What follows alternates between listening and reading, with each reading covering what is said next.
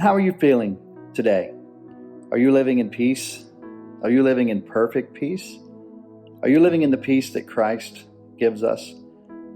It's hard to do that sometimes these days. As I read the news, catch up on it every morning, and every morning I see the same thing going on in our world. A world where people are living in chaos. We are worried not only about coronavirus and what's going to happen in the future with that. Are we going to have a vaccine? How soon will it come? Will it be effective? And a million other questions that we could ask ourselves. When are we going to be able to meet again and gather together like what used to be normal? Is our world going to live in peace? Will we be able to come together as one and solve these problems in the world? So many questions, so many things, and then just the routine of our day-to-day life. And so I think it's important for us to take a moment right now, today, to remind ourselves that Christ has given us this gift of peace if we will rest in Him.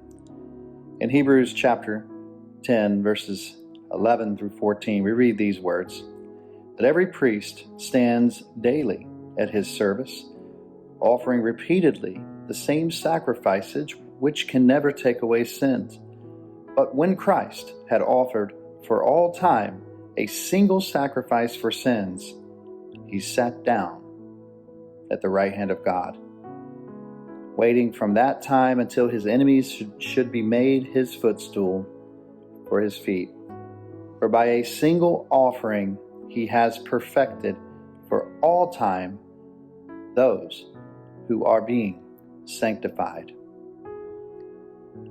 So those of you who put your faith in Christ, that is for you. You have that peace.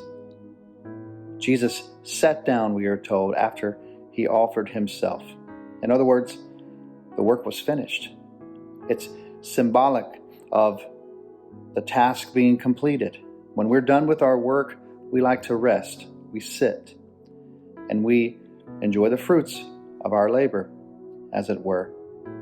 Well, for you and I, we can rest in Christ. He offered Himself for us. And so we have reconciliation with God.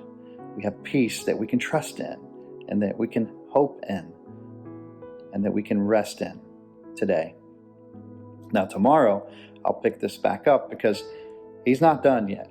Just because He sat down at the right hand of the Father does not mean He's not working each and every day in your life and mine.